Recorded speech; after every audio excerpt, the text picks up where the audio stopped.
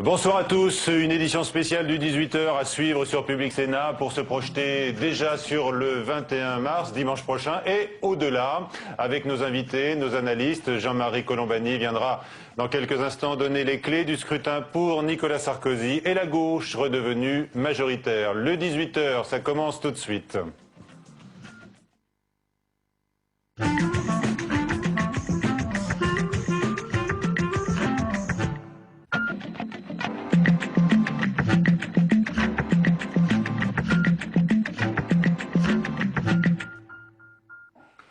L'intérêt des électeurs pour les élections régionales va-t-il être stimulé par la dramatisation de l'enjeu, à la fois par la droite et par la gauche, ou à tout le moins par la nationalisation du scrutin? Le Parti socialiste est donc redevenu hier la première force politique de France. On retrouve l'état des forces politiques sur ce graphique, avec donc le Parti socialiste largement devant, suivi en deuxième position par l'UMP qui espérait bien occuper la première place du podium.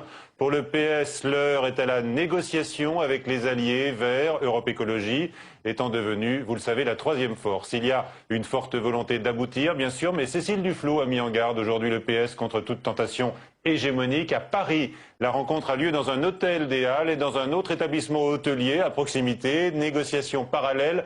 Parti socialiste, front de gauche, lequel entend également se faire respecter. Reportage sur place, au cœur de Paris donc, et des négociations à gauche, Sophie Normand. C'est dans ce grand hôtel parisien du quartier des Halles que se déroulent en ce moment les négociations. Un lieu tenu secret jusqu'en début d'après-midi. Les tractations ont débuté vers 11 h ce matin entre le Parti socialiste et Europe Écologie dans un premier temps. L'objectif est de s'entendre sur la fusion des listes régionales et pour l'instant, tout semble aller bon train. La loi électorale est quand même assez stupide parce qu'elle nous oblige à fusionner en 36 heures. Donc nous avons un gros travail de consolidation des propositions que nous allons faire, de rédaction aussi. Donc c'est pour ça que, même si ça a l'air de nous passionner, eh bien c'est très bien parce que nous allons vous parler bientôt des propositions de la gauche, les écologistes rassemblés, dès demain, je l'espère. Vers 15 h, le front de gauche rejoint les négociations. L'ambiance est plus électrique. Le parti de gauche dénonce une rencontre secrète entre le Parti communiste et le PS. Selon son délégué national, le PS joue à cache-cache. Dans cette élection, nous avons été concurrents. Nous n'allons pas nous soumettre au Parti socialiste. Nous allons nous soumettre à notre juge qui est le peuple et le suffrage universel. Le suffrage universel a mis le Parti socialiste en tête, nous le respectons. Mais le Parti socialiste doit respecter de la même manière le suffrage universel qui nous a donné 7%. Dans les 17 régions, nous avions des listes du Front de gauche et dans certaines régions, beaucoup plus. Les négociations pourraient se prolonger jusqu'à demain matin. Il faut déposer les listes, donc, je vous le rappelle, avant demain, 18 h. En tous les cas, les négociations entre les socialistes et les Verts, déjà difficiles semble-t-il à Paris, c'est ce que nous dira dans un instant notre invité Yves Cochet, s'annoncent particulièrement tendues semble-t-il en Bretagne, plus facile semble-t-il en Provence, Alpes et Côte d'Azur. Nous verrons au cours de cette édition spéciale les points de désaccord selon les région. À noter, ce soir, Martine Aubry, après l'échec cuisant d'Hélène Mandroux à Montpellier, appelle à faire barrage à la droite en Languedoc-Roussillon, mais sans soutenir explicitement Georges Frêche. Ce dernier s'en contente, il salue la lucidité de la première secrétaire. Je n'en attendais pas moins, déclare Georges Frêche. De son côté, l'UMP lance un appel à la mobilisation, notamment des abstentionnistes, étend la main aux centristes, aux électeurs du Front National et également aux écologistes. L'UMP affirme que rien n'est joué pour le second tour. Premier de retour sur le terrain dès ce matin, François Fillon, c'était à Sèvres, dans les Hauts-de-Seine, pour soutenir Valérie Pécresse. On écoute le Premier ministre. Des régions, des bastions de la résistance au changement, vouloir empêcher les réformes que les Français ont voulues avec l'élection présidentielle, vouloir freiner la France, vouloir l'enfermer dans l'immobilisme au moment même où nous avons besoin au contraire d'investir sur l'avenir, eh bien c'est ce moment-là que la gauche choisit pour nous dire il faut empêcher les réformes, il faut empêcher le mouvement, il faut empêcher le changement. C'est un contresens historique. Voilà, un contresens historique, dit François Fillon, à propos donc de la campagne des socialistes dans les régions et de leur ambition donc d'offrir un bouclier social aux Français. Reportage à Sèvres ce matin de Raphaël Pellegrino.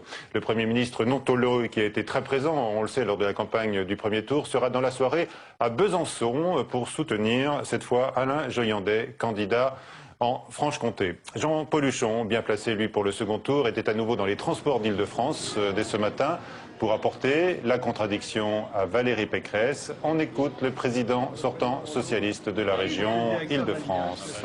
Voilà, Alice Soumaré, la campagne qui ne lui a pas réussi, parce que à force de dire que nous sommes des incapables et qu'on fait rien, vous voyez, ça, c'est la preuve qu'on a fait quelque chose. Donc, ce qu'on ait un débat un peu apaisé, c'est ça que j'ai envie de lui demander. Mais je crains malheureusement qu'elle n'en ait pas l'intention. Voilà, message de Jean-Paul Huchon donc à Valérie Pécresse enregistré ce matin dans les transports d'Île-de-France par Paul Bouffard. Avec son regain, 11,42% des voix, le Front National a donc retrouvé son pouvoir de nuisance vis-à-vis de l'UMP. 12 triangulaires auront lieu dimanche prochain avec le parti d'extrême droite. Jean-Marie Le Pen a tenu une conférence de presse tout à l'heure à Nanterre. Nous l'écoutons. Pour l'avenir, le Front c'est un fait, est revenu au premier plan de la vie politique française.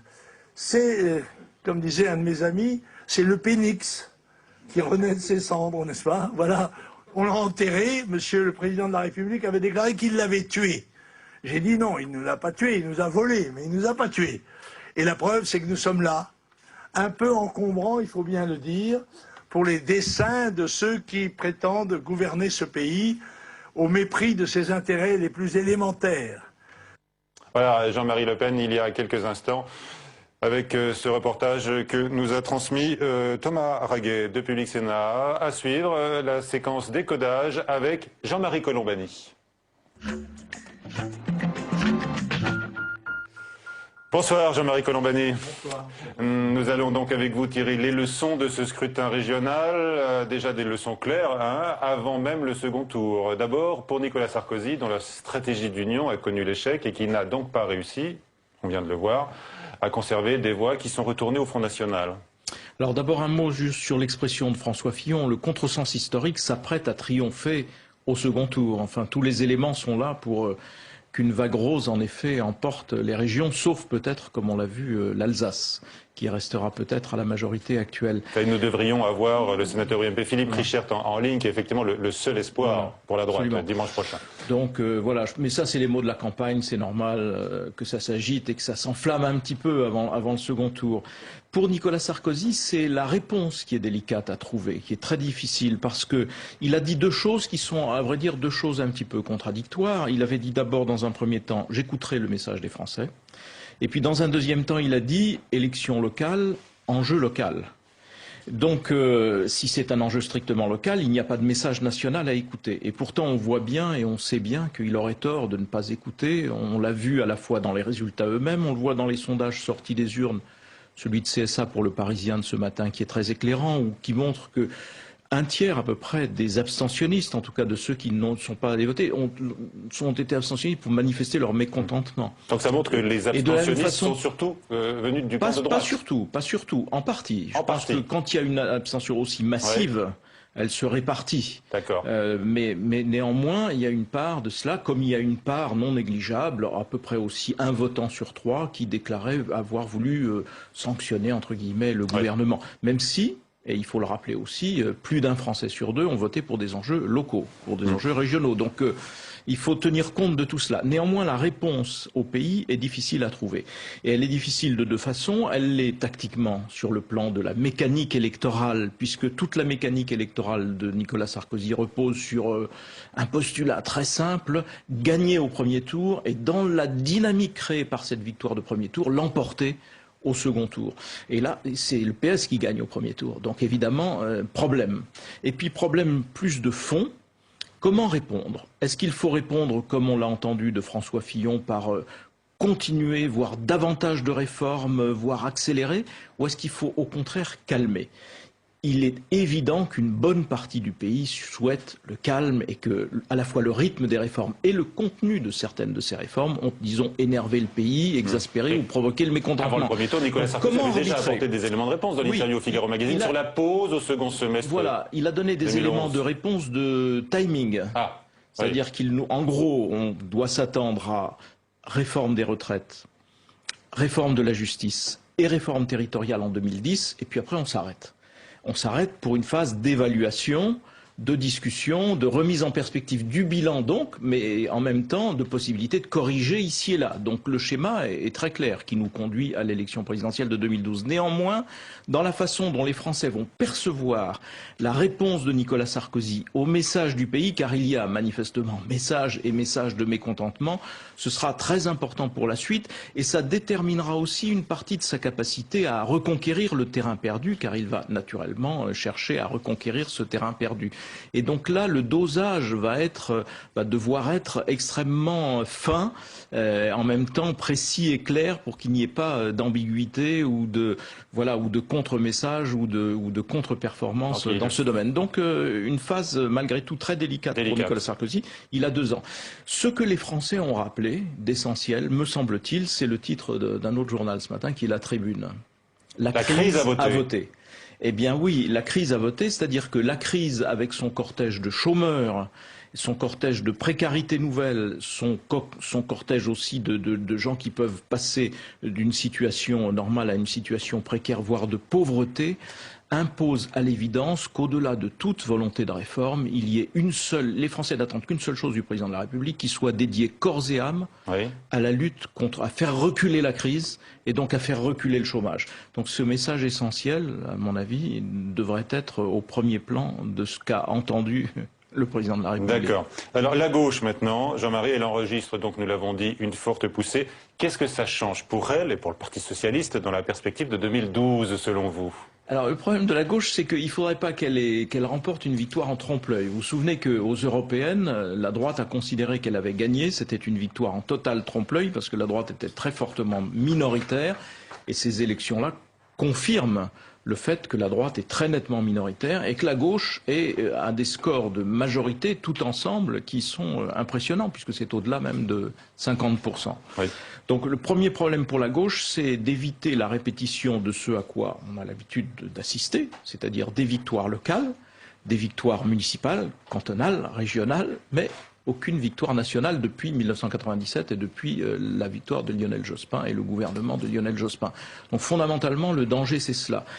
Face à cette hantise qui devrait tarauder les dirigeants socialistes, il y a une bonne nouvelle, c'est l'apparition d'un allié suffisamment fort et stable aux côtés de la gauche qui sont l'allié écologiste et qui redonne crédibilité à une alliance de gouvernement, alors que jusqu'à présent le PS paraissait un peu seul et puis paraissait s'effriter, etc. La difficulté, c'est la difficulté que va avoir le PS en vue de l'élection présidentielle à composer un programme, un projet qui ne concède pas trop aux écologistes et qui garde au fond la ligne qui est celle d'une gauche ou d'un parti socialiste de gouvernement. Ça va être extrêmement difficile. Donc il y a déjà un terrain d'expérimentation en ce moment même là, dans les régions. Tout à fait, un terrain d'expérimentation dans la région, même si les places vont être en l'espèce plus importantes que les programmes, car après tout les programmes régionaux ne sont pas d'une nature telle que l'on doive s'empailler ad vitam sur un programme. Sur l'élection présidentielle, ce sera plus sérieux, car le PS est devant un problème qui est toujours le sien, qui est la crédibilité de son futur programme, la crédibilité de son futur projet, qu'il va devoir élaborer avec ses alliés, même si, encore une fois, c'est une chose très positive pour lui d'avoir ses alliés et qu'ensemble avec ses alliés, il soit aujourd'hui majoritaire, en tout cas dans l'aspiration des Français. Ça, c'est la seule chose qui est vraiment avancée, et probablement de façon assez forte, c'est l'hypothèse de la candidature de Martine Aubry. Car à travers ce scrutin, elle fait un pas de plus vers la crédibilisation de sa propre candidature à l'investiture socialiste. Et ça, je pense que de ce point de vue-là, les choses se sont éclaircies. Peut-être pas éclairées, mais en tout cas... À suivre. Cas, voilà. Merci pour cette analyse, Jean-Marie. En ligne de Strasbourg maintenant, Philippe Richert, candidat donc là où la gauche et la droite misent d'ailleurs sur leurs victoires respectives, mais un véritable...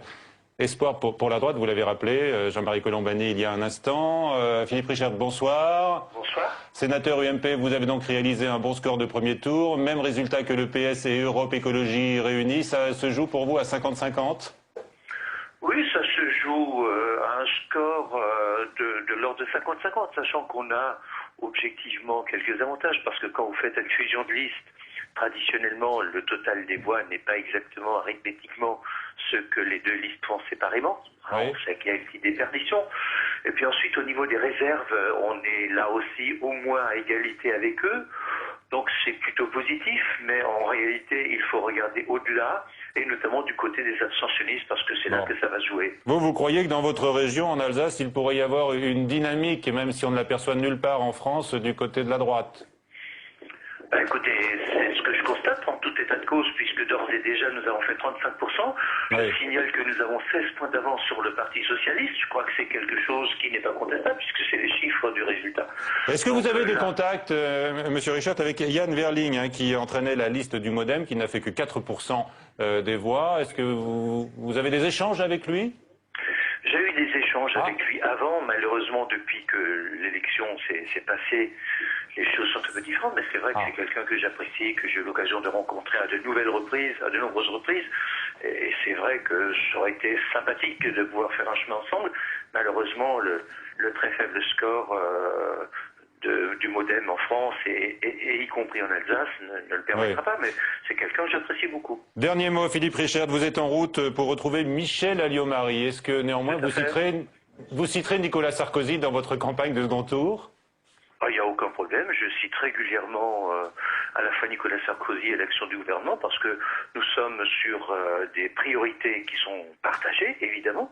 Quand je parle de zéro fiscalité, quand je parle de réforme des collectivités, quand je parle du Grenelle de l'environnement, tout ça, ce sont des politiques nationales. Et évidemment, c'est notamment grâce, par exemple, au président de la République que nous avons engagé le Grenelle. Personne ne peut le contester. C'est bien nous qui sommes les centres verts. Mais c'est vrai que ce n'est pas l'exclusion de l'homme dans la nature, mais c'est la conciliation du développement avec le respect de l'environnement. Merci d'avoir été en ligne avec nous. Avant d'accueillir nos premiers invités de gauche et écologistes, eh bien, nous évoquons la détresse électorale de quelques-uns, notamment François Bayrou et Olivier Besancenot, Flora Sauvage. Les éclopés de cette élection régionale, ce sont eux, François Bayrou et Olivier Besancenot. Après ce revers cinglant, ils sont un peu plus isolés sur la scène politique. Avec 4,2% au niveau national, le patron du MoDem n'a pas réussi à mobiliser son électorat qui se réduit comme peau de chagrin. Nous allons analyser les choses. S'il faut, nous apporterons des changements. Et en tout état de cause, nous allons continuer à défendre nos idées. Sur l'ensemble de la France, le MoDem pourra se maintenir au second tour en Aquitaine uniquement. Pour les militants du parti centriste, la défaite est rude. Nous avons une quatrième défaite qui est une défaite magistrale, qui était pratiquement programmée, puisque le MoDem est un mouvement qui est fait pour s'autodétruire. Il est programmé pour s'autodétruire, ce qui est navrant. On essaie de se battre, mais il y a un manque d'aération, de transparence, de respect des instances qui fait qu'on a du mal. Les adhérents se sentent très déçus, c'est très massif. Même déception au NPA d'Olivier Besancenot qui recueille 3,4% des voix. Comme pour le MoDem, ce mauvais score sanctionne une stratégie politique construite sur l'image d'un seul homme. Le NPA avait choisi de partir seul à la bataille dans la moitié des régions et il a été largement devancé par le front de gauche. Il y a une abstention très forte, c'est quand même des points forts du scrutin. C'est plutôt dans les quartiers populaires, les jeunes qui s'abstiennent et c'est notre électorat. Voilà, donc on pense qu'il va falloir aller vers le troisième tour social. Le 23 mars, c'est une première date, ou une prochaine date, et on va prendre le temps aussi d'analyser les résultats région par région. Olivier Besancenot comme François Bayrou voient leur champ d'influence se réduire un peu plus. Et pour l'instant, l'heure de l'autocritique a sonné. À suivre le premier débat du 18h avec nos deux invités, Jean-Marie Le Guen, député socialiste de Paris, et Yves Cochet, député vert de Paris. Ils ont beaucoup de choses à se dire. Avec nous donc Jean-Marie Le Guen et Yves Cochet. Messieurs, bonsoir. Vous avez peut-être des choses à dire sur le résultat global de ce scrutin. Jean-Marie Le Guen, quel premier enseignement tirez-vous pour le pouvoir exécutif Nicolas Sarkozy et pour la gauche?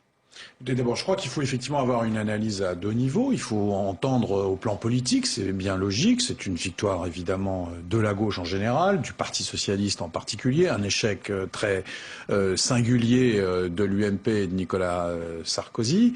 C'est un premier niveau de lecture, avec aussi malheureusement le retour du Front National. À qui la faute selon vous et pourquoi? Je crois que la crise, le débat sur la crise de l'identité nationale. Non, je pense que le débat tel qu'il a été lancé a explosé à la figure de ceux qui prétendaient le manipuler. Et donc, alors il y a d'autres facteurs. Je pense que la synthèse sarkozyste à droite, en fait, plus largement, ça nous renvoie à la deuxième lecture de ces élections, c'est que la lecture plus profonde, celle d'une France qui est inquiète, qui est angoissée, du malaise social, l'abstention, qui est un message qui est adressé à tout le monde. Tout le monde, tous les partis. Bien sûr, mais en même temps, il ne faut pas le dramatiser au sens où une élection régionale, c'est pas l'élection qui décide de tout pour tout le monde. Donc, je veux dire, c'est une élection importante. Au plan politique, c'est une élection importante au plan institutionnel, les régions. Mais les régions, ce n'est que les régions. Ça ne décide pas de notre avenir, de notre quotidienneté. Donc il faut à la fois entendre, ne pas surjouer la question de l'abstention, mais comprendre en fait cette réalité en voyant où est-ce qu'elle s'est manifestée, dans quel quartier, comment, pourquoi. Donc il y a un vrai sujet, il y a une crise sérieuse. Disant ça, je ne crois pas dire des choses très différentes de ce que pourrait dire. Je ne vais pas encore parler, mais ça va venir. Mais je vais me taire parce que le but n'est pas du tout d'engager une polémique entre nous qui n'a absolument pas lieu d'être, puisque nous sommes dans une période aujourd'hui au contraire de rassemblement, mais d'essayer de prolonger l'analyse pour en tirer des conséquences pour demain. Yves Cochet, donc Europe Écologie s'impose comme troisième force politique du pays, mais on est loin quand même de la revendication du départ de Cécile Duflot qui voulait diriger plusieurs régions en France. Eh bien, si on regarde le nombre de voix en chiffres réels, en chiffres absolus, on a pratiquement les mêmes chiffres que le 7 juin 2009. Donc ce qui est pas mal, parce que le 7 juin 2009, il y avait encore plus d'abstention. Alors évidemment, si on baisse un peu l'abstention, bien qu'elle soit très forte, je suis d'accord avec Jean-Marie... Sans trop jouer sur les chiffres, l'objectif c'était de diriger des régions. On aurait pu, simplement on avait Vous auriez pu, mais vous ne pourrez pas. Un petit handicap par rapport au PS, et le PS avait il avait la prime aux sortants, il avait 22 sortants, enfin disons 20 sortants. Alors les gens sont un peu plus connus. Nous, au contraire, notre handicap, mais on a voulu le jouer comme ça, et ça a quand même bien marché, c'est qu'on avait presque que des inconnus. Il y avait très peu de personnes, à part Cécile Duflot, et encore, elle est nouvelle, il y a un an, personne ne parlait de Cécile Duflot, mais sinon, des gens comme Robert Glion, par exemple, à Paris, ou même Laurence Vichnievsky en PACA, étaient moins connus que les barons socialistes dans les régions, je suis désolé. Donc on a voulu jouer la société civile, des gens qui n'étaient pas des professionnels, et malgré ça, on fait 12,5% en moyenne, un peu plus de 16 en Ile-de-France, c'est donc un très bon résultat, on se maintient. Et donc ça veut dire qu'il y a un enracinement d'Europe Écologie, c'est pas simplement éphémère. L'an dernier, on nous a dit, ouais, mais vous avez joué de casting avec Dany, avec José Bové, avec Eva Joly. Non, là, même sans casting, eh bien, on s'enracine. Une question, Jean-Marie Le Guen, à propos du cas Fraîche en Languedoc-Roussillon, est-ce que vous appelez carrément et franchement à voter pour lui dimanche prochain? Oui, moi personnellement, je pense qu'il n'y a pas d'autre solution que de voter pour les listes, pour Georges Frêche et les listes posées par Georges Frêche. Ça ne vous pose pas un problème après écoutez, j'ai soutenu, bien sûr qu'on a des Aubry. réserves et des critiques que j'ai exprimées comme d'autres d'ailleurs vis-à-vis des prises de position de Georges Frêche, mais je n'ai jamais personnellement assimilé Georges Frêche à un raciste. Je pense qu'il a des propos qui sont malheureux, des attitudes qui sont provocatrices. Je pense que peut-être un renouvellement n'aurait pas... Écoutez, face à la droite et à l'extrême droite, moi vous savez, j'ai voté Chirac face à Le Pen. Donc je veux dire, il y a un moment en politique, on est au deuxième tour. Au deuxième tour... mais vous le dites franchement, parce que Martine Aubry le dit. Elle appelle à battre la droite et l'extrême droite. Oui, il faut faire barrage à la droite, mais elle ne va pas jusqu'à dire voter Frêche. Il y a aussi, vous savez bien, il y a eu un peu de polémique. Bon, mais moi je vois pas. Je veux dire, ça veut dire quoi de voter contre la droite et l'extrême droite en Languedoc-Roussillon? Ça veut dire Frêche. Alors je le dis. Aussi bien nationalement que évidemment en Languedoc-Roussillon, nous ne donnons pas de consigne de vote. C'est la responsabilité de chaque électeur, notamment des gens qui avaient voté Europe Écologie, de faire ce qu'ils veulent en fonction de leur conscience. Je signale quand même qu'une élection, ça se considère avec sérieux. C'est-à-dire, je dis ça pour tout le monde. Il y a encore quelqu'un d'extrême droite qui est en cours en Languedoc-Roussillon. Si on appelle des électeurs à ne pas choisir clairement, moi j'ai voté Chirac, je dois le dire, j'ai voté Chirac face à Le Pen. Moi aussi, donc voilà, donc j'ai assumé ce choix. D'ailleurs, d'autres au Parti Socialiste étaient plus réticents. Moi j'ai assumé ce choix, c'est pas très gai, j'ai pas beaucoup approuvé la politique de Chirac derrière, c'est le moins qu'on puisse dire. Mais voilà, on est obligé de faire des choix, on est au deuxième tour, donc le choix est clair. Et par ailleurs, la diabolisation systématique de Georges Frêche est tout à fait exagérée. Alors évoquons maintenant les points de rassemblement ou de divergence, si vous voulez bien, entre les Verts et les socialistes. Toujours la crainte, je note, chez vous, les Verts, et c'est Cécile Duflot, là encore, qui l'a dit, d'une tentation hégémonique du Parti socialiste. Oui, ça leur revient comme ça à peu près tous les 10 ou 12 ans, lorsqu'il y a une poussée, comme ça a été hier, on peut comprendre. Ceci étant dit, il y a également une poussée, disons, écologique, donc il faudra en tenir compte. On a déjà, dans la plupart des régions, dans 18 sur 20, on était déjà ensemble depuis 6 ans. Donc on se connaît, même s'il y a des nouveaux chez nous. Hein, on a renouvelé un petit peu, donc ça va être assez rude, mais ça va être quand même correct et loyal. Il faut faire vite. Vous dites que c'est déjà rude parce qu'il faut conclure très vite. Parce qu'il s'agit. Moi, je prends simplement une région. Comme la Bretagne, dont je suis originaire, peut-être Jean-Marie aussi d'ailleurs, et puis Poitou-Charentes, voilà deux régions où Madame Royal d'à côté, Monsieur Le Drian dit, bon écoutez, nous on a déjà fait des listes de rassemblement avec certains écologistes dès le premier tour, donc pour la prime majoritaire, vous savez qu'il y a une prime majoritaire pour le gagnant de grand tour, elle est déjà contenue dans notre liste. Monsieur Le Drian a fait un très bon score de premier tour par ailleurs. Certainement, non mais on ne conteste pas les scores, simplement on dit la proportionnelle c'est la règle d'honte, c'est très facile, c'est presque automatique, et puis c'est la liste de second tour qui a toute la prime majoritaire, pas simplement les gens qui étaient au premier tour. Alors une bataille sur de les socialistes en cours, Jean-Marie Le Guen. C'est une discussion des points de vue tout à fait légitime. Mais il le dit, Yves Cochet le reconnaît, il dit c'est rude, reconnaissez-le au moins mais vous attendez, aussi. Mais c'est rude entre le PS et les Verts. Ça peut être rude à l'intérieur des Verts ou à l'intérieur du PS quand on compose des listes. C'est normal, c'est la vie. Et d'ailleurs, on a entendu parler en son temps, c'était plus que rude à l'intérieur de l'UMP. Puis après, entre l'UMP et le Nouveau Centre. Oui, mais là on parle des Verts et des socialistes. Eh ben oui, mais je veux dire par là, bien sûr qu'il y a une discussion. Moi, je n'ai aucun doute sur la qualité, sur la réussite et sur la qualité. D'ailleurs, on a rappelé que même lorsque les socialistes, dans certaines régions, n'auraient peut-être pas forcément besoin de fusionner avec les Verts, nous sommes pour une fusion. En tout cas, moi, je suis pour une fusion généralisée. Non, mais il n'y a pas d'accord à la carte, etc. Il y a eu quand même... Oui, je le dis. Je prends encore Monsieur Le Drian, que j'aime bien, j'ai fait mes 68 avec lui à la fac de Rennes, donc il n'y a pas de problème avec Jean-Yves. Simplement, non, mais il a une bonne avance, un peu comme Ségolène Royal. Donc il dit, bon, est-ce que ça vaut le coup de s'emmerder avec des vice-présidents écolos qui vont nous ennuyer? Je formule sa pensée comme ça, il le dit de manière évidemment plus voluptueuse.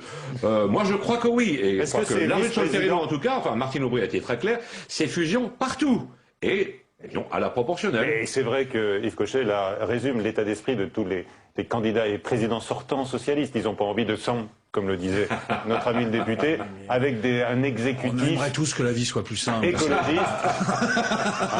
Alors, on va voir justement pourquoi ce n'est pas si simple que ça, en passant en revue les divergences de taille plus ou moins grande, selon les régions, les divergences à surmonter. C'est ce que nous voyons avec Laetitia Pomara. L'un des principaux points de discorde entre le PS et Europe Écologie, c'est d'abord le projet du LGV en Aquitaine. Une ligne TGV reliant Bordeaux à l'Espagne en passant par Toulouse. Aux yeux des socialistes, le LGV permettrait de rallier Paris à Toulouse en 3 heures. Un atout écologique, Toulouse n'aurait ainsi plus besoin d'un deuxième aéroport. Côté écologiste, le LGV coûterait trop cher à la région, 640 millions d'euros selon eux, soit la moitié du budget régional. Autre dossier épineux, au cœur de ces négociations, le financement d'ITER en Provence. Ce projet international vise à étudier la fusion thermonucléaire, mais pour Europe Écologie, le développement d'ITER dans cette région aurait de nombreux impacts négatifs sur l'environnement et ses habitants. Le transfert de l'aéroport de Nantes sur le site de Notre-Dame-des-Landes pose également problème. Un projet surdimensionné pour les écologistes, il rayerait de la carte quelques 2000 hectares de bocage préservés et détruirait une 50aine d'exploitations agricoles. Les élus socialistes y voient, eux, un bel outil de développement économique pour la région. Il permettrait de faire face à la saturation future de l'actuel aéroport de Nantes. Enfin, le pass vert à tarif unique voulu par Cécile Duflot, la secrétaire nationale d'Europe Écologie dans les transports franciliens, déplaît aux socialistes. Ce pass unique à 65 € fusionnerait les 6 zones de transport existantes en une seule et même tarification. Coût total 600 millions d'euros à la charge de la région. Trop cher pour son président Jean-Paul Huchon. Oui, effectivement, Jean-Paul Huchon nous disait que c'était beaucoup trop cher, ce pass Navigo vert à tarif unique pour tous les habitants d'Île-de-France et que les 600 millions d'euros, il voudrait les consacrer à d'autres priorités, notamment l'amélioration des conditions de transport qui sont quand même déplorables en Île-de-France, il faut le rappeler. Alors Yves Cochet, Jean-Marie Le Guen, voilà un point de divergence concret. Oui, sur les transports, il faut bien voir qu'en effet, la LGV là, qui se passe entre Bordeaux et Biarritz ou Bayonne, coûte cher, alors que nous on est plutôt pour le développement des TER, que ce soit d'ailleurs du côté de Bordeaux, en Aquitaine, ou bien en Île-de-France. Et des TER, c'est beaucoup plus démocratique, j'allais dire, que les grandes vitesses, qui sont surtout... Comment ça, plus démocratique? Oui, parce que c'est des gens qui travaillent tous les jours. Des gens qui travaillent tous les jours. Non mais pour aller de Paris, en l'occurrence c'est Toulouse. On prend le TER. Le TGV est un travail élitiste pour vous. Ah bah oui, les tarifs sont beaucoup trop chers. C'est pour ça que la plupart des gens... On parcourt pas les mêmes distances quand même, hein, ni à la même vitesse. Alors, regarde. Pour les Parisiens, pour les élus parisiens que nous sommes, ayant éventuellement, c'est pas le cas de Yves ni moi, mais des attaches à Toulouse, aller à Toulouse par le train, c'est mieux que d'y aller par la voiture et par l'avion. Donc je pense qu'il est assez raisonnable quand même si ça suscite quelques interrogations, de favoriser le LGV. De la même façon, ITER, c'est un projet absolument considérable et international. Bon, écoutez, ça peut se discuter, mais il ne faut pas être trop péremptoire au plan scientifique. Donc je pense que c'est logique de bénéficier d'ITER. Il y a d'autres sujets sur lesquels, par exemple, le pass Navigo, pour alors on y revient. D'abord, c'est pas un débat spécialement entre les Verts et le PS, c'était un débat déjà à l'intérieur de l'UMP. Monsieur Carucci était pour, et Madame Pécresse était contre. Mais bon, pour vous dire. Mais c'est un vrai sujet proposé par nos amis les Verts, parce que l'unité du Grand Paris, moi, j'y suis tout à fait sensible. Mais il y a deux arguments contre, et donc il faut savoir faire preuve d'imagination et de capacité de développement. Il y a deux arguments contre. Le coût, vous en avez parlé. Le deuxième argument contre, qui est un argument sur lequel je pense nos amis écologistes sont sensibles, c'est que quelque part, ça projette la ville au-delà de la zone dense, et ça favorise une urbanisation généralisée sur l'ensemble de l'Île-de-France, et non pas simplement sur la zone dense, qui est quand même notre projet urbain de développement durable. Donc, eh ben, on va faire preuve de réflexion, d'imagination.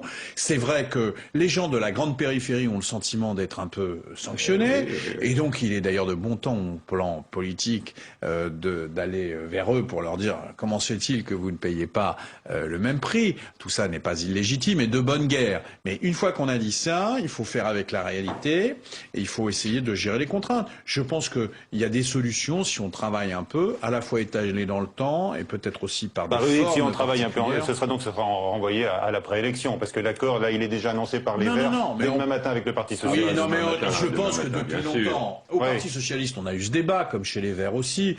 Personne n'est à 100% pour la position du pass Navigo, et personne n'est contre à 100%. Voilà, non, mais je veux dire, donc on voit bien, si vous voulez, que déjà, il y avait des solutions qui étaient là pour avoir une solution un peu mixte. Ça coûte quand même moins cher le pass Navigo à tarif unique que le grand 8 de M. Blanc à 23 milliards d'euros. Hein.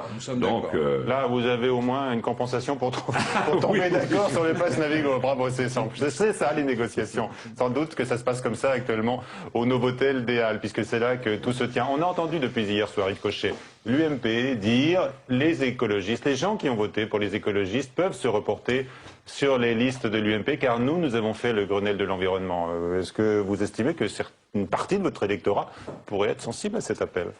J'espère qu'il ne le sera pas trop, parce que ce qu'on juge, aussi bien au niveau régional qu'au niveau national, il y a un peu de vote sanction pour un tiers, disons, de la motivation du vote, ou du non-vote, de l'abstention, eh bien, c'est quand même une politique globale. Alors, le fait que la droite ait fait le Grenelle de l'environnement, c'est une idée de Nicolas Hulot et de nous-mêmes. Donc, on était pour le processus du Grenelle. Et nous y avons participé. Oui. Et le Parti Socialiste y a participé. Et même le Parti Socialiste a voté pour la loi Grenelle 1. Nous, on s'est abstenu. Vous voyez à quel point on est... Alors, Madame Joanneau essaie de théoriser une écologie de droite. Il n'y a pas d'écologie de droite. Elle se trompe sur de nombreux sujets. Mais ils ont fait ce qu'on aurait dû faire, sauf qu'il y a 10 ans, quand on était au pouvoir, disons que la sensibilité était moindre que celle actuelle. Jean-Marie Le Guen, si elle réussit son grand chelem, même si évidemment le cas du Languedoc-Roussillon viendra quand même ternir d'une certaine manière sa victoire totale, Martine Aubry devrait trouver des couleurs au cours de ce scrutin régional. Est-ce que ça la place en bonne position dans la course des présidentiables pour 2012, selon vous? Ce n'était pas la question qui était posée aux élections régionales. Non, mais c'est dans toutes les têtes, c'est déjà derrière-pensée. Martine Aubry, évidemment, va en sortir, je crois, satisfaite, et le Parti Socialiste également. Alors après, vous savez bien qu'il y a un débat, est-ce que c'est plutôt les présidents de région, est-ce que c'est le parti? Bon, moi, je crois qu'il y a un peu de tout. Le Parti Socialiste est dans une meilleure posture qu'il n'était il y a quelques mois. Bien, maintenant, je vais vous dire sincèrement, je pense que nous avons beaucoup de travail devant nous. Moi, je suis quand même sensible, et là je reprends à mon compte la problématique des abstentionnistes.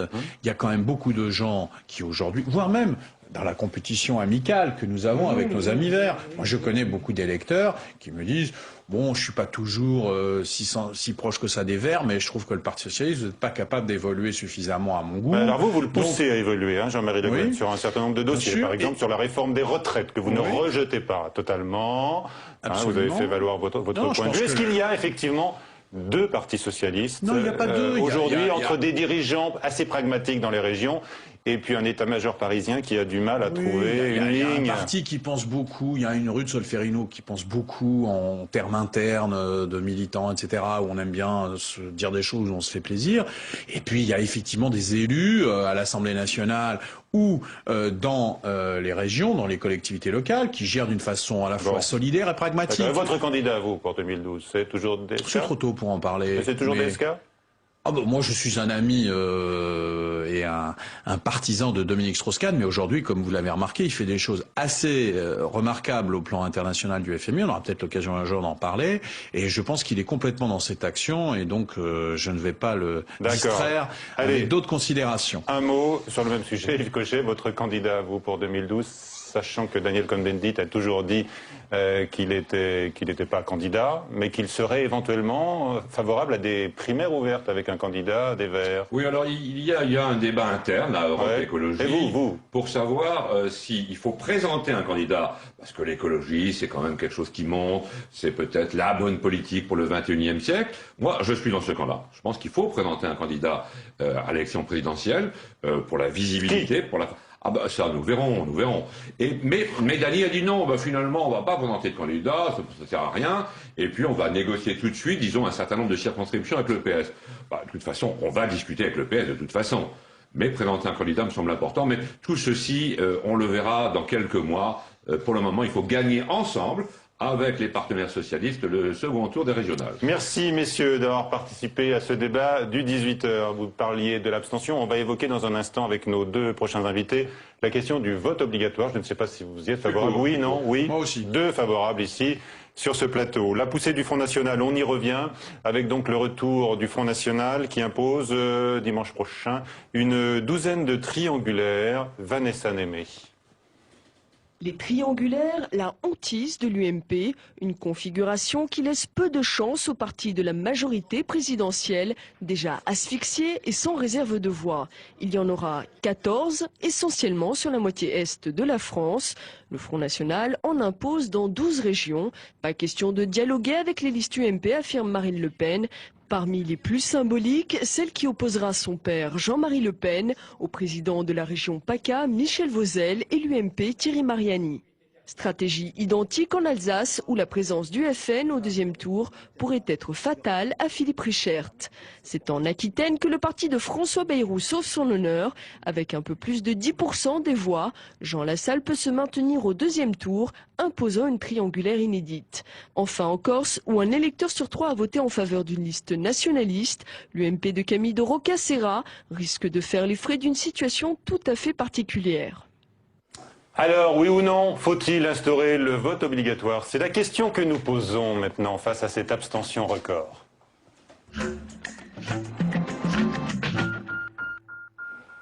Avec moi, Anne Muxel, bonsoir. Vous êtes directrice de recherche au CEVIPOF. Vous avez beaucoup travaillé sur l'abstention. Eh bien, le résultat d'hier vous en donne encore plus du travail, d'analyse. Avec nous également William Benessiano, bonsoir. Vous êtes enseignant-chercheur et spécialiste de droit constitutionnel. Et vous avez justement réfléchi à cette question du vote obligatoire. Alors d'abord, votre commentaire sur l'abstention d'hier, on le présente souvent comme le premier parti de France. C'est plus que jamais le cas, Anne Muxel. Oui, 53% et plus de 53%, 55% si on ajoute ceux qui ont voté blanc et nul. Donc on voit qu'il y a vraiment une large majorité de Français qui est restée en dehors de ce scrutin. Alors il faut faire attention parce qu'il ne peut pas y avoir d'interprétation univoque de cette abstention. Je ne sais pas si on va rentrer dans les détails. Si on peut, d'autant qu'il y a eu ce sondage dans le Parisien ce matin qui était intéressant, que Jean-Marie Colombani citait tout à l'heure, et qui indiquait par exemple que la campagne d'abord, la campagne des régionales a été jugée inaudible pour 66% des Français qui n'ont pas été intéressés. Oui. C'est un premier exemple, mais il y en a d'autres intéressants sur les motivations des abstentionnistes. Tout à fait. S'ajoute à cela le fait que l'échelon régional n'est pas finalement un échelon politique convaincant et très investi par les Français. Donc là encore, on voit bien qu'il n'a l'enjeu politique que cela pouvait susciter n'a pas amené aux urnes les Français. Et puis le climat de défiance à l'égard de la politique qui pèse. 69% des Français dans le dernier baromètre de la confiance politique du Cevipof disent qu'ils n'ont confiance ni dans la droite ni dans la gauche pour gouverner. Donc on voit bien que c'est dans ce climat aussi renforcé par la crise, qu'il est très difficile, bien sûr, renforcé par la crise et les préoccupations des Français, qu'il est très difficile de ramener donc les électeurs dans un climat de confiance aux urnes. Oui ou non, est-ce que le vote obligatoire pourrait être une solution? Oui ou non, selon vous? Pour moi, plutôt pas, parce que ça ne va pas pas dans le sens des réponses démocratiques et des évolutions de la démocratie qui se doit d'être surtout plus consensuelle que coercitive, me semble-t-il, mais je crois qu'on peut engager. On y va. William Benessiano, est-ce qu'il faut instaurer un vote obligatoire, comme ça existe par exemple en Belgique, pour éviter ce genre de désastre civique? Tout à fait. Alors, déjà poser la question de cette façon-là, c'est déjà un peu la vicie en quelque sorte, parce que de toutes les manières, si l'on veut introduire le vote obligatoire, il faudrait l'introduire avec des mesures qui viendraient rationaliser ce vote obligatoire. Alors, le débat sur le vote obligatoire, contrairement à ce qu'on pourrait penser, est aussi ancien que le débat sur l'abstention. Alors, c'est quand même... ça date à peu près, si mes souvenirs sont bons, de 1789. Déjà, dans les premiers cahiers de doléances, la sénéchaussée d'Aix-en-Provence avait proposé que le vote devienne obligatoire. Alors, d'un point de vue juridique, je pense d'abord qu'il faut d'abord s'interroger sur sa faisabilité juridique. Est-ce que le vote obligatoire serait contraire à nos principes démocratiques? Alors, votre réponse? Alors, ma réponse, elle est très simple. Elle a été donnée par la Commission européenne des droits de l'homme dans les années 70. À 2 reprises, elle a eu à se prononcer sur la question, sur le fondement donc de la liberté d'expression, de la liberté d'opinion et du droit à des élections libres. Et la Commission européenne des droits de l'homme, donc l'ancêtre de la Cour actuelle, nous a clairement dit que rien ne s'y opposait. D'autant que c'est déjà en pratique, je le disais, dans certains pays européens, rappelez-les, il y a la Belgique. Il y a la Belgique, la Grèce l'a supprimé récemment, l'Italie ne connaît pas véritablement le vote obligatoire, mais le proclame comme tel en tant que devoir civique. Supprimé depuis 1993 en Italie, mais enfin... c'est les sanctions qui ont été supprimées, ce n'est pas l'obligation en elle-même. Bon, c'est vrai que... en tout cas, ce que semblait dire Anne Muxel, c'est que rendre le vote obligatoire, ce serait masquer d'une façon artificielle ce malaise qui prend de l'ampleur. Bien entendu. Alors, ce qui est sûr, c'est que le vote obligatoire serait une solution aux conséquences de l'abstention, mais pas à ses causes. C'est la raison pour laquelle il me semble qu'il faudrait l'accompagner d'autres mesures. Alors d'abord d'expérimentation, notamment ce fameux débat qui revient comme un serpent de mer, c'est-à-dire la prise en compte du vote blanc déjà. Il me semble que seule la Suède reconnaît le vote blanc. Alors en France, on le décompte de manière séparée, mais on n'en tient pas compte. Il faudrait prendre d'autres mesures. Il faudra, je pense, d'abord améliorer la participation électorale. Déjà, regrouper certainement les élections, comme c'est le cas aux États-Unis, où les électeurs se prononcent à la fois sur l'élection du président, du vice-président, mais aussi des référendums. Donc déjà, regrouper, il me semble, les élections, les échéances. Il me semble aussi qu'il faudrait améliorer les procédures d'inscription. Il faudrait aussi faciliter... Vous avez tout un vade-mecum en quelque sorte, bien entendu. Pour faciliter la participation électorale. Voilà, moi mon idée c'est de dire qu'on peut instaurer le vote obligatoire d'un point de vue juridique, mais à mon sens, avant d'instaurer un vote obligatoire, il me semble d'abord envisager des mesures qui viendraient rationaliser l'expression du suffrage, car le plus important c'est la qualité de la démocratie, non pas sa quantité, c'est-à-dire... Anne Muxel, d'abord, cette abstention, vous l'avez donc étudiée de près, quel crédit elle enlève aux 2 principaux partis qui se disputent le pouvoir, l'UMP et le Parti socialiste? On s'aperçoit qu'ils sont très peu représentatifs quand on regarde à la loupe. Oui, dans le cadre avec quelles conséquences? Dans le cadre de ces élections, dans le cadre de ces élections régionales. Il y a d'autres élections où, bien évidemment, l'abstention n'atteint pas une telle proportion, même si depuis maintenant une vingtaine d'années, l'abstention ne cesse de se creuser.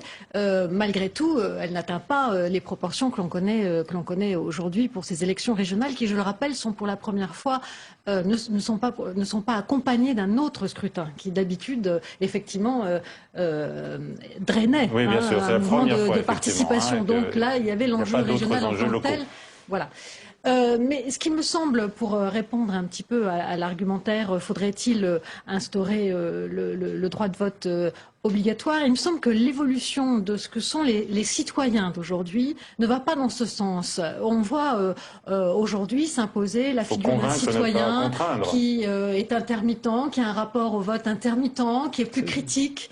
Et finalement, l'abstention s'impose de plus en plus comme un droit. Même chose, voter devient un droit, mais s'abstenir est aussi un droit.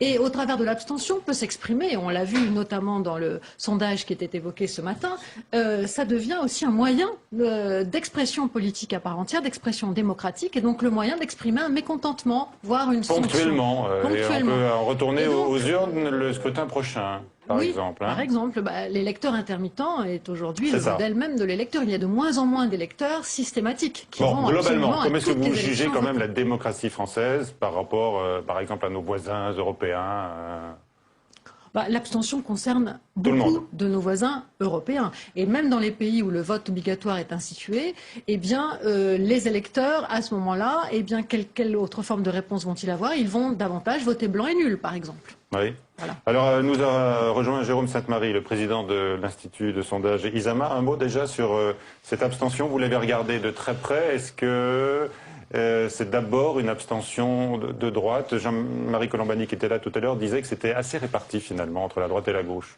D'après vous? Déjà, un point général sur l'abstention, par rapport au débat qui vient de se dérouler, c'est qu'il n'y a effectivement aucune fatalité. Il n'y a pas une tendance à la progression d'abstention sur tous les scrutins. Encore une fois, la présidentielle, c'est 85% de participation. Quand les Français sont persuadés qu'il y a un enjeu, eh bien, ils vont voter. C'est beaucoup plus une crise du fait régional et du fait européen dans l'opinion qu'une crise de la participation ou un coût trop élevé de la participation électorale pour l'électeur. Alors, sur les régionales, il y a, je crois, deux sources principales inégale de l'abstention. La première, c'est la surabstention des catégories populaires, c'est la surabstention des jeunes, 70% d'abstention à Roubaix, par exemple. Ce qui d'ailleurs a comme effet de diminuer le vote aux extrêmes, et non seulement pour le NPA ou pour le Ouvrière, il y a eu une plus forte participation, il y aura sans doute des scores plus importants, mais également pour le Front National, on peut le souligner. Alors ça, c'est la principale, on observe ça quand on regarde la géographie du vote, avant même d'ailleurs les études, on peut s'en rendre compte. Mais quand on regarde également la géographie du vote et quand on regarde les sondages préélectoraux, on voit bien qu'il y a de manière minoritaire mais significative une surabstention dans l'électorat traditionnel de droite, par exemple parmi les retraités ayant voté Nicolas Sarkozy à la dernière élection présidentielle. Quand vous voyez qu'il y a eu 57% d'abstention en Alsace ou 55% dans les Yvelines, eh bien, on devine aisément qu'il y a effectivement une surabstention dans le camp du pouvoir en place au niveau national, ce qui est d'ailleurs un classique des élections intermédiaires. Alors nous avons posé la question, en tous les cas notre partenaire, le nouvelobs.com a posé la question sur son site aujourd'hui. Irez-vous voter dimanche? Et vous êtes très nombreux d'ailleurs à vous prononcer, plus de 1000. Et là, on obtient un oui à 84%. Je ne sais pas si les internautes qui surfent sur le nouvelobs.com sont particulièrement politisés. On peut le supposer. Juste un petit mot technique. Oui. Les instituts de sondage mesurent moins mal les intentions de vote que l'abstention ou la participation. Tout simplement parce que même si les gens ne vont pas voter, il y a une mauvaise conscience de l'abstentionnisme qui est terrible et on a fréquemment, nous-mêmes, 80-85% des interviewés qui nous déclarent être certains d'aller voter. D'accord. C'est comme pour le vote Front National finalement. Vous êtes en but aux mêmes difficultés. C'est bien pire. Bien pire que quand on ne participe pas aux élections, généralement on a du mal à répondre aux sondages. Oui, Anne Muxel. Il y a un affaiblissement de la norme civique du fait de voter dans la pratique, mais pas en tout cas encore dans les mentalités, dans les représentations. Avouer qu'on ne va pas voter reste quand même difficile à avouer. Juste pour information, on avait vu lors des dernières régionales en 2004 un surcroît de mobilisation, de remobilisation électorale entre le premier et le second tour de 3 points. Vous voyez que ça reste de toutes les façons relativement modéré. Est-ce que vous pensez que la campagne ne va pas devenir quand même plus intéressante là d'ici le second tour, avec les enjeux qui ont été clarifiés, peut-être même nationalisés? On a entendu les grands leaders, de droite comme de gauche, François Fillon qui est intervenu dès hier soir. Est-ce que vous pensez que peut-être l'intérêt accru pour cette campagne des régionales ne va pas mobiliser les électeurs? C'est un pari là-dessus? Je crois que ce qui n'a pas pu se nouer et ce qui n'a pas pu ressortir vraiment dans une campagne qui s'est déroulée sur plusieurs mois, voire en tout cas plusieurs semaines, on voit mal comment en quelques jours à peine un enjeu fort peut ressortir. Par contre, on va avoir évidemment des forces politiques et des camps politiques, dans le cadre notamment de la rebipolarisation gauche-droite, particulièrement mobilisés. Donc la campagne va se faire entendre, mais pour autant, il ne va pas forcément y avoir d'enjeu mobilisateur. William Beneficiano, un dernier mot sur le vote obligatoire, puisque c'est votre grand chantier. Je rappelle que vous êtes professeur à Aix. Professeur, pas tout à fait, chargé d'enseignement. Chargé d'enseignement, mais que vous êtes venu spécialement d'Aix pour plaider ce dossier. Tout à fait. Eh bien, écoutez, pour reprendre ce que j'ai brièvement dit tout à l'heure, il me semble d'abord qu'il faille réfléchir à des mesures qui permettraient une meilleure participation électorale, en tout cas améliorer la qualité de la participation. Mais encore une fois, par exemple, pour reprendre le cas de la Belgique, il y a en Belgique grosso modo seulement 10% d'abstention. Il faut savoir que depuis 2003, il n'y a plus de sanctions applicables. Enfin, les sanctions sont toujours prévues, mais elles ne sont pas appliquées.